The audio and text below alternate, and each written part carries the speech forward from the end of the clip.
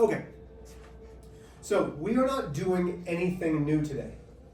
We are still factoring, we are still simplifying, we are still doing that. The key is knowing how to factor. And I know this is still something that's going to be hard, and I'm not going to lie, I'm teaching my algebra kids this starting today, and I am scared to death for them because I have 4 very bright students in here who are still struggling with factoring, and that's not a good thing. So I've done something wrong. It's not on you, it's something on me.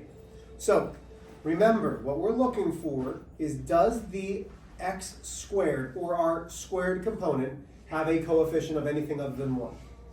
Does this x squared have a coefficient anything other than 1? No. Which means when we factor, it has to be x and x. Then I'm only concerned about the last term for right now. If it's negative, I need 2 numbers that are going to multiply to give me a negative 60. The only way to multiply 2 numbers and get a negative is to have a positive and a negative. Yes, sir? Positive 12, negative 5. Okay, no. Then, you're almost there. Then I need 2 numbers that are going to subtract to give me the negative 7. So now when I factor 60, I have 1 and 60, 2 and 30, 4 and 15, 5 and 12, 6 and 10. Okay. So the sign with the 60 tells me that I have to subtract to get a negative 7. The 60 minus 1 give me 7. 30 minus 2, no. 15 minus 4 is 9, or is 11, closer. 12 minus 5 is positive 7. A positive 12 and a minus 5 is positive 7. So how could I get the negative 7 is going 5 minus 12. A 5 minus 12. This is factored. Everybody with me there? Okay. Number 2.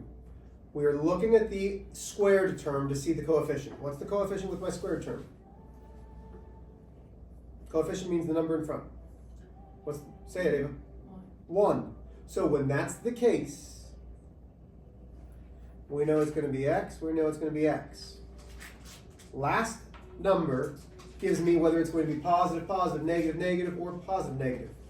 The only way to multiply 2 numbers to get a negative is positive and negative. I need 2 numbers that are going to subtract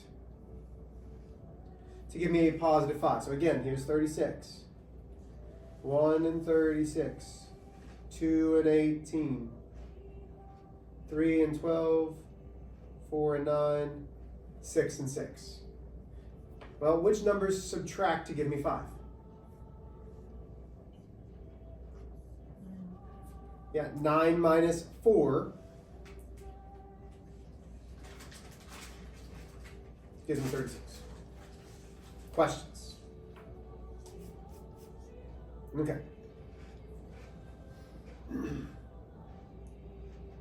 Today,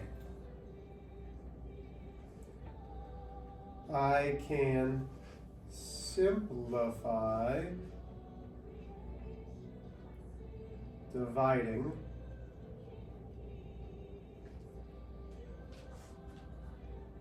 rational expressions. Okay? So let's start off something very easy.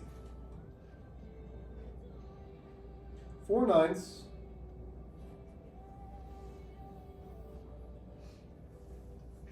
hold on,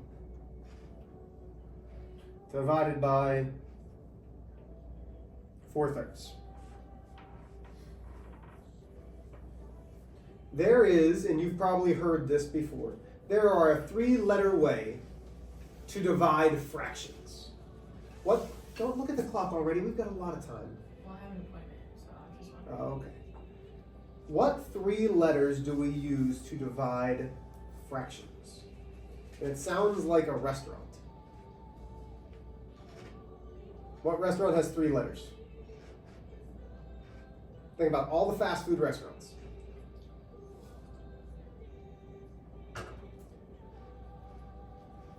Has something to do with chicken. Oh my gosh. KFC? Kentucky Fried Chicken? You've heard of KFC, right? Oh my gosh. Okay. Dividing fractions isn't KFC, but KCF. Who has ever heard of KCF? And you can say, hey, we've never done this. You have, you just might not have heard it. KCF means keep the first fraction. Change the division sign to what?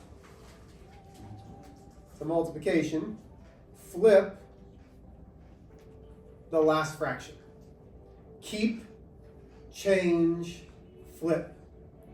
Anytime you are dividing fractions, you are going to keep, change, flip. Okay. Now we start with our cross simplification. Can 4 go into 4? How many times? Once. 4 divided by 4 is 1. 4 divided by 4 is 1. What about my other cross simplification? Can 3 go into 9? So how many times does 3 go into itself? How many times does 3 go into 9? So 1 times 1 is 1. 3 times 1 is 3. So 4/9 multiplied by 3/4 is 1/3, which means 4/9 divided by 4/3 is 1/3. Keep, change, flip. Everybody with me? Nothing changes when we actually have variables or rational expressions.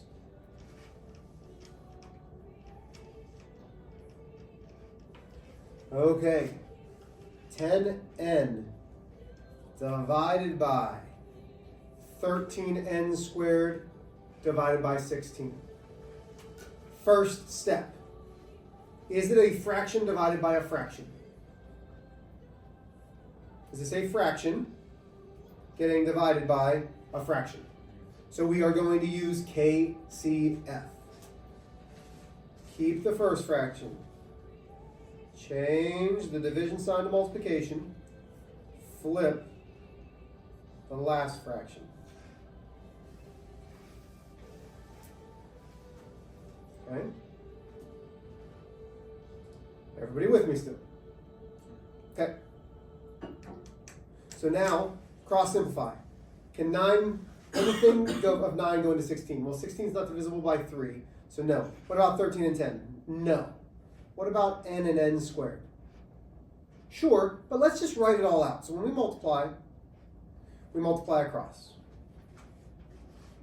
That gives me 160n divided by 9 times 3 is 7, carry the 2, 117 n squared. Everybody still good with that? Okay. When we are dividing exponents, this is really n to the first, right? So if I have n divided by n squared, which is n times n, those n's cancel and leave me with a 1. Remember, we subtract. So I keep my number. N squared divided by n, I subtract. 2 minus 1 is 1. Where's the bigger exponent? In the denominator. So that's where the n stays. Questions there?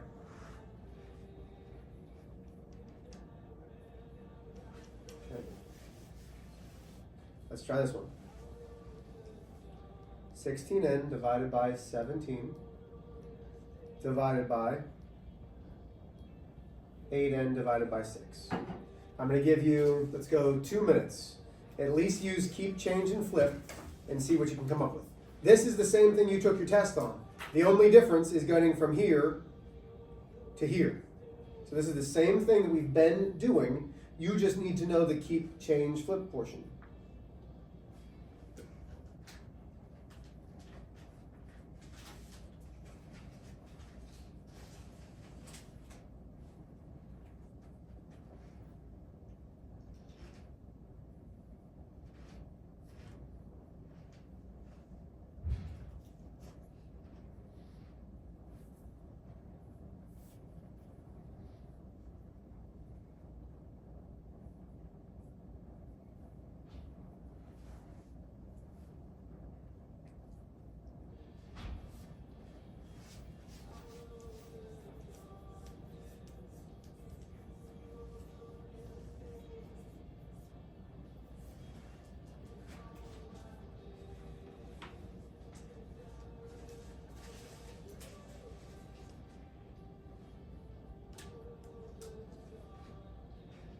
Got 30 more seconds. You done?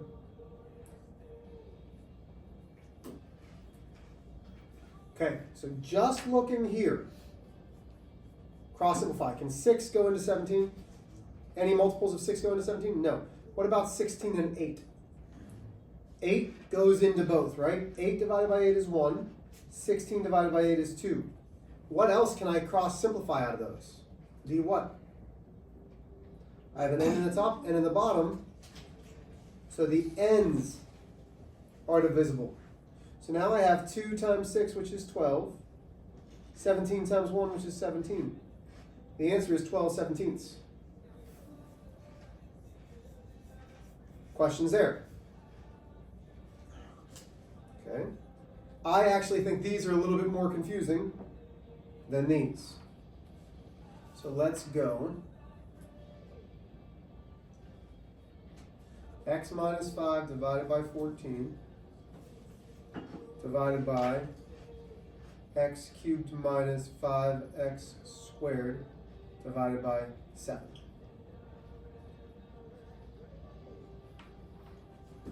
Okay? So we're here. Keep, change, flip. So even though now we have to get into it a little bit, we're going to keep our x minus 5 divided by 14. We change the division to multiplication. We flip our last fraction. Okay. So now let's look at x minus 5. Is there any GCF there? No. Oh, 7 and 14 can cancel, right? 7 goes into itself once. 7 goes into 14 twice. Does everybody understand that part? But what about this? Is there a GCF in x cubed minus 5x squared? At x what? What's the smallest exponent that is in both of those? X squared. So I have x minus 5 divided by 2 times 1 divided by x squared. So when I divide these by x squared, what am I left over with? Well, x cubed divided by x squared is x. X squared divided by x squared leaves me with a minus 5. Still with me? Can I simplify? Is there something to cross simplify? What's the same in both the numerator and denominator? X minus 5, which leaves me 1 divided by 2x squared. What questions do we have? Again, the only step that is different from what we've been doing is getting from the division problem back to multiplication. We have been now working on this for a little over a week. Let's do one more.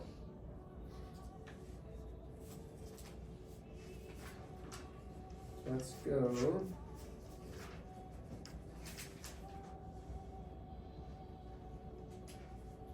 X squared minus 9.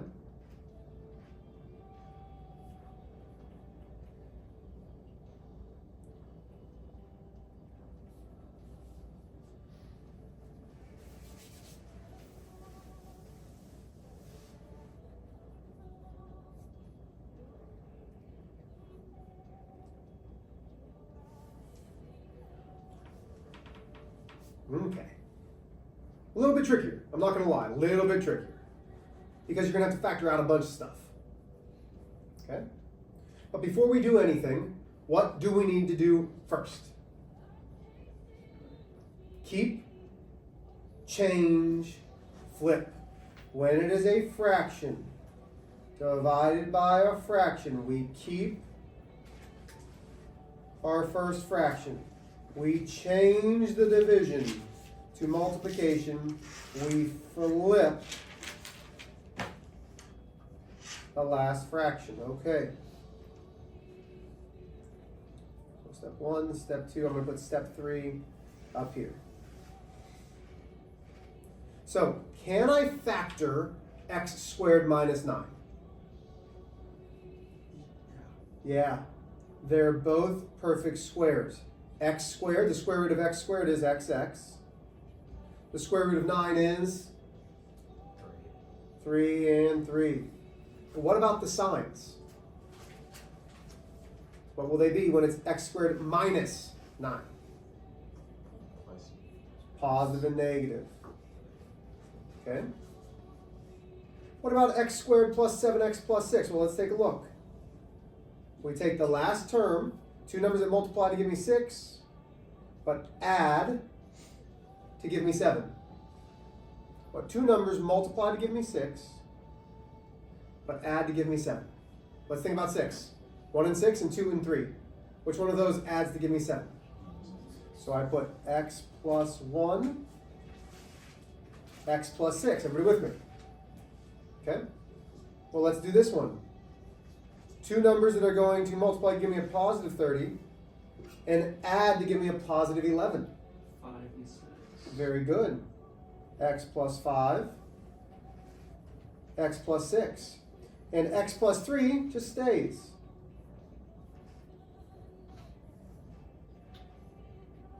Okay, let's start to simplify. Because really, when we're multiplying, this is all one big line. So I have an x plus 6 here, I have an x plus 6 here. I have an x plus 3 here, I have an x plus 3 here. So what am I left over with? X minus 3 times x plus 5, all divided by x plus 1. What questions do we have? Again, I don't think you're having trouble necessarily simplifying. I think you're having trouble factoring. I think it comes down to the factoring portion, which you're starting to get better at. So what questions do we have? Anything? Okay. Your homework is this worksheet. You are doing numbers 7 through 12. So 7 through 12 on this worksheet. We are going over it.